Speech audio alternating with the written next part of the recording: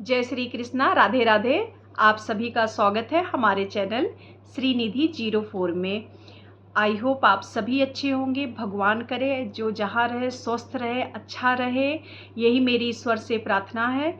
तो आज हम बात करेंगे राधा अष्टमी पर। राधा अष्टमी कैसे करनी चाहिए, क्या करना चाहिए, राधा अष्टमी क्यों मनाई जाती है। जैसे हम लोग जन्माष्टमी मनाते हैं वैसे राधा अष्टमी मनानी चाहिए। भगवान भादो मास के कृष्ण पक्ष में के अष्टमी वाले दिन आए तो राधा रानी भादो मास के शुक्ल पक्ष के अष्टमी वाले दिन आई। और राधा रानी की माता जी का नाम कृतिदा देवी था, पिताजी का नाम वृषभानु जी था। तो माता जी का नाम कृतिदा देवी और पिताजी का नाम वृषभानु जी था। राधा रानी को प्यार से हम लोग लाडली जू भी कहते हैं। तो हम लोगों को पूजा करने के लिए सबसे पहले क्या करना चाहिए कि हम लोगों को राधा अष्टमी वाले दिन व्रत रहना चाहिए। अगर आपका शरीर स्वस्थ है तो आप बिल्कुल मतलब एकदम जल पे रहें और कुछ खाएं हुए नहीं। अगर आपको कोई दिक्कत है, परेशानी है, बीमारी है तो आप लोग फलाहार कर सकते हैं। लेकिन जिनको जो है कोई दिक्कत नहीं है, परेशानी नहीं है, वो सिर्फ जल पर व्रत रहें। शाम तक ये व्रत रहा जाता है। हाँ, जैसे किसी किसी को बहुत प्रॉब्लम रहती है, बीपी है, शुगर है, तो वो लोग सेंधा नमक का भी प्रयोग कर सकते हैं। तो शाम तक हम लोग व्रत रहते हैं। व्रत रहने के लिए हम लोग पूजा ऐसे करते हैं कि एक लाल वस्त्र बिछाते हैं जिस पर राधा कृष्ण की मूर्ति स्थापित करते हैं और उनको जो है पंचामृत स्नान कराते हैं, जल अभिषेक कराते हैं।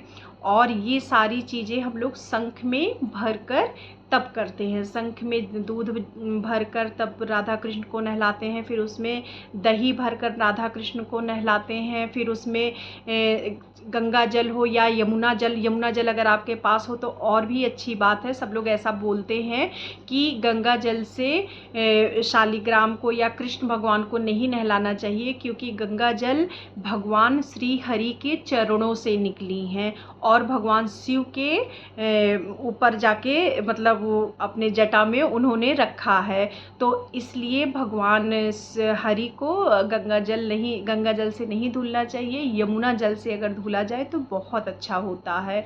तो जैसा भी जो भी आपके घर में गंगा जल यमुना जल हो उससे भगवान जी का स्नान कराइए, उनको सुंदर वस्त्र पहनाइए, उनका जो है पूरा श्रृंगार करिए और उनको मिठाई, पंचामृत, दूध, बर्फ़ी इस सब का भोग लगाइए। राधा अष्टमी की कहानी आती है, राधा अष्टमी की कहानी पढ़िए, राधा कृष्ण जी की आरती करिए और राधा रानी की अगर कृपा रहेगी तो कृष्ण जी जो हमारे लालजू हैं उनकी कृपा अपने आप हम लोगों के ऊपर हो जाएगी। तो जैसे हम लोग जन्माष्टमी को खूब धूमधाम से मनाते हैं उसी तरीके से हम लोगों को राधा अष्टमी भी खूब धूमधाम से मनानी चाहिए, क्योंकि भगवान कृष्ण का प्रेम अवतार ही राधा जी हैं। राधा और कृष्ण ये अलग अलग नहीं है। राधा कृष्ण एक प्राण दो तन हैं। तो इसलिए हमें राधा अष्टमी खूब अच्छे से मनानी चाहिए। दिन भर व्रत रहना चाहिए। शाम को खूब अच्छे से राधा रानी लालजू का खूब अच्छे से पूजन करना चाहिए, श्रृंगार करना चाहिए।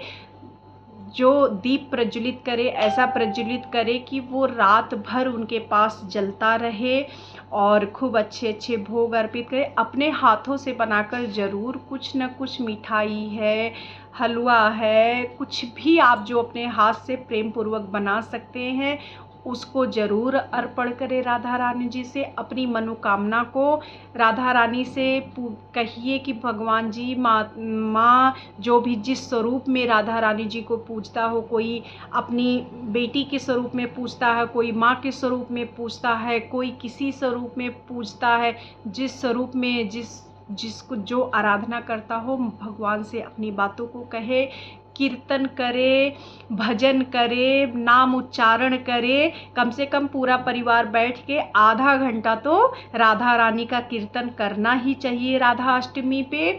तो इस तरीके से खूब धूमधाम से राधा रानी का जन्मोत्सव मनाया जाता है और खूब धूमधाम से जैसे जन्माष्टमी हम लोग खूब धूमधाम से मनाएं, ऐसे ही हम लोगों को राधा रानी का राधा अष्टमी मनानी है। तो बस यही है, साधारण सी पूजा करनी है और खूब दिन भर नाम कीर्तन जो भी हम कार्य करें राधा रानी को अर्पित करते जाएं और अपने दिनचर्या को पूरे करते हुए राधा रानी में खूब पूजा भक्ति करते हुए हम लोग जो है अब भगवान राधा रानी को खुश करें और जो भी हमें भगवान ने दिया है राधा रानी को अर्पण करें और अच्छे से पूजा करें। अगर आपसे जो जितना हो सकता है आप उतना करिए, कोई ज़रूरी नहीं है कि पूरे जो अगर भगवान ने थोड़ा आपको दिया तो आप थोड़ा अर्पित करिए, बहुत ज़्यादा दिया तो बहुत ज़्यादा अर्पित करिए, जैसी जिसकी जितनी श्रद्धा हो, जितना जिसकी चादर हो उसके हिसाब से भगवान की पूजा से। आपके पास कुछ नहीं है तो आप बस भगवान राधा रानी को एक फूल चढ़ा दीजिए और थोड़े से जो भी मिश्री का ही भोग लगा दीजिए, पानी रख दीजिए, इसी से भगवान भाव से खुश होते हैं। हाँ, तो इसलिए जो है इसीलिए हम लोग राधाष्टमी हम लोग के यहाँ इसी तरीके से मनाई जाती है। तो आप लोग भी इसी तरीके से राधा रानी की पूजा करिएगा, राधाष्टमी मनाइएगा। भगवान राधा रानी लालजू सबके ऊपर अपनी कृपा बनाए रहें। जय श्री कृष्णा, राधे राधे।